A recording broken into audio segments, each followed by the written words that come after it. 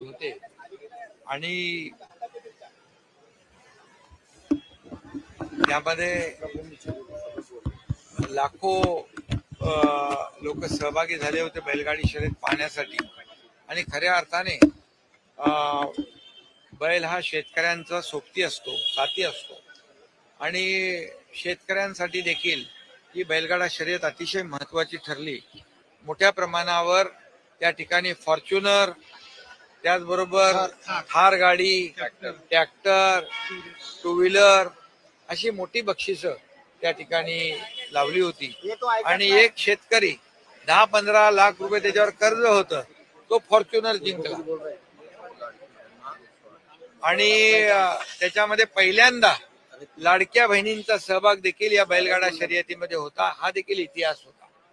श्वानांची शर्यत होती.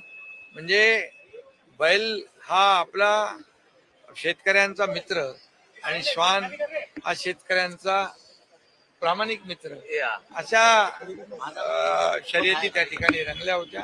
आणि चंद्रहार पाटील यांनी अतिशय उत्तम आयोजन त्याचं केलं त्याबद्दल. आणि आज बक्षीस समारंभ होता. मी मनापासून सगळ्यांना ज्यांना पारितोषिक मिळालंय, जे विजेते आहेत, त्यांचं अभिनंदन करतो.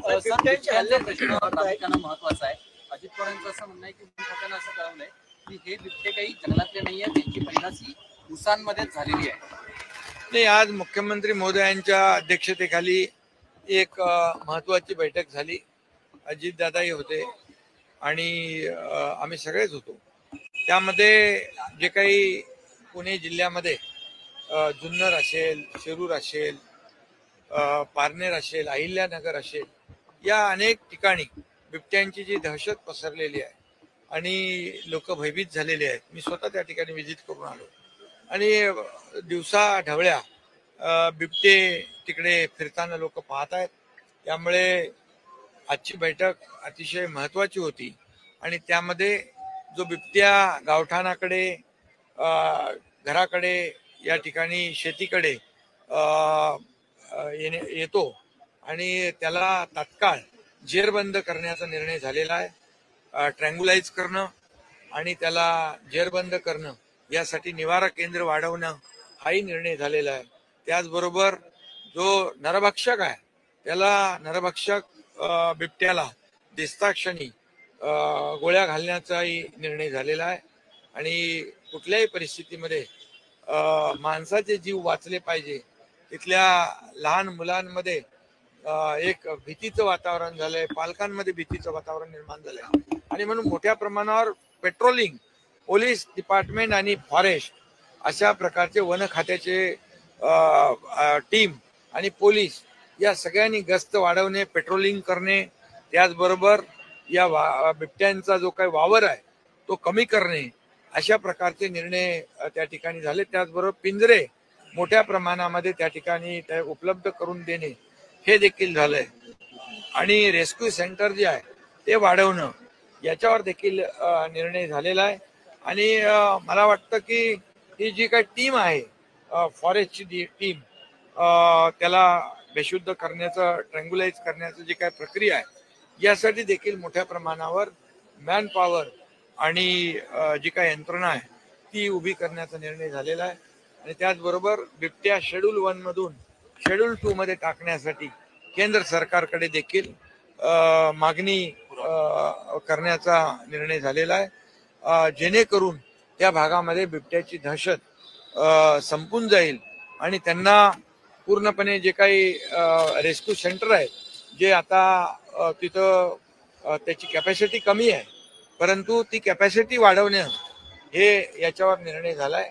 आणि त्यासाठी जे जे काही करावं लागेल ते शासन करेल. लोकांचा जीव बिलकुल महत्वाचा आहे. लोकांचा जीव वाचवणं याला प्राधान्य शासन देईल. ठाणे महानगरपालिकेमध्ये बीएससीबीचे जे घर प्रकल्प आहे त्यामध्ये मुद्रांक गरीब कुटुंबियांना याचा फायदा होणार आहे. बीएसयूपीची घरं जी ठाण्यातली आहे 6-7 हजार, त्यांना 1% स्टॅम्प ड्युटी भरावी लागत होती. परंतु निर्णय घेतलेला आहे की आता त्यांना फक्त जवळ 56,000 ते 1,34,000 पर्यंत ती रक्कम होत होती. पण आता फक्त 100 रुपयामध्ये त्यांना हे रजिस्ट्रेशन होणार आहे. त्यामुळे लाखो रुपयांचा फायदा सर्वसामान्य BSVP मध्ये घरामध्ये राहणाऱ्या नागरिकांना होणार आहे. रस्त्यांच्या बाबतीत दुसरं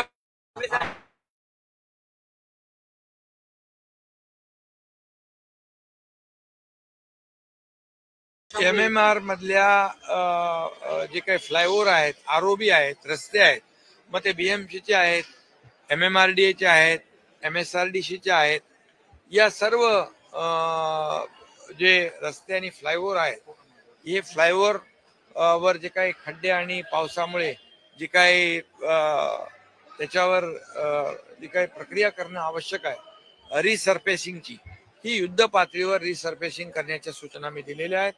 ताबडतोबीने काम सुरू करण्याच्या सूचना दिल्या आहेत. फेब्रुवारी एंड पर्यंत कम्प्लीट हे फ्लायओव्हर, ROB आणि रस्ते स्मूथ झाले पाहिजे, रिसर्फेसिंगचं काम पूर्ण झालं पाहिजे, अशा प्रकारच्या सूचना मी दिलेल्या आहेत. आणि त्यामध्ये एक मॉनिटरिंग सिस्टीम, एक कक्ष देखील या ठिकाणी नगर विकास विभागाच्या माध्यमातून यावर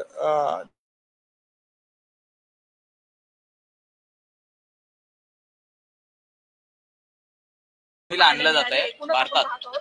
जे महायुतीमधले जे इतर पक्षांचे कार्यकर्ते ते फोडले जात आहेत, त्याच्यामुळे ही नाराजी होती का? नेमकं काय झालं होतं? नाही, आज मुख्यमंत्री महोदयांच्या बरोबर आमची चर्चा झाली, बैठक झाली आणि त्या बैठकीमध्ये महायुती मजबूत झाली पाहिजे, महायुतीमध्ये कुठेही मतभेद होता कामा नये, महायुतीला कुठेही गालबोट लागू नये, आणि म्हणून आम्ही महायुतीने लोकसभा लढलो, महायुतीने विधानसभा लढलो, महायुतीने आपण विधानसभा लँडस्लाइड विक्ट्री यश प्राप्त केलेलं आहे. आणि त्यामुळे कुठेही वातावरण या स्थानिक स्वराज्य संस्थांमध्ये बिघडू नये, खराब होऊ नये, अशा प्रकारची भूमिका मुख्यमंत्री महोदय आणि माझी दोघांची आहे. आणि त्यामुळे यामध्ये मुख्यमंत्री महोदयांनी देखील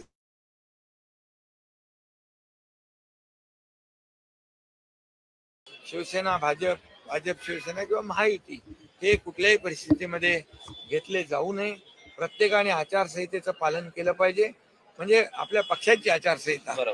आणि त्यामुळे मी देखील आमच्या सर्व पदाधिकारी कार्यकर्त्यांना सूचना दिलेल्या आहेत आणि मुख्यमंत्री महोदय स्वतः त्यांच्या देखील कार्यकर्त्यांना आणि त्यांच्या पदाधिकाऱ्यांना अतिशय सक्त सूचना देतील. आणि महायुती कुठेही महायुतीमध्ये मिठाचा खडा नाही, गालबोट लागणार नाही आणि मतभेद होणार नाही याची काळजी. अनमोल बिश्नोई प्रकरणात बाबा सिद्दीकी हत्या प्रकरणातील आरोपी अनमोल बिश्नोईला भारतात आणलं जात आहे. मुख्यमंत्री आणि आमची चर्चा झाली, बाबा सिद्दीकी प्रकरणातील व्यवस्थित चर्चा झाली. बाबा सिद्दीकी प्रकरणातील आरोपी अनमोल बिश्नोईला भारतात आणलं जात आहे. कसं पाहता? प्रत्यारोप मोठं आहे. खरं म्हणजे बाबा सिद्दीकी आपले लोकप्रतिनिधी होते आणि ही त्यांची हत्या ही खरं म्हणजे एक दुर्दैवी घटना घडलेली आहे, दुःखद घटना घडलेली आहे.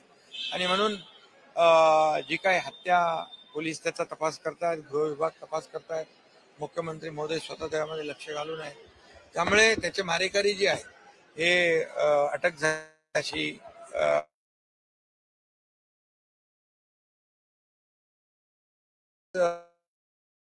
ज्यांनी त्यांची हत्या केली आहे त्यांना सजा झाली पाहिजे. सर पीएम मोदी और अमित शाह दोनों ने इस बात को कहा है कि जिस तरह से बाहर के गैंगस्टर्स हैं उन्हें वापस लाया जाएगा, ऐसे में अनमोल बिश्नोई को भारत वापस लाना एक बड़ी प्रक्रिया है भारत सरकार की तरफ।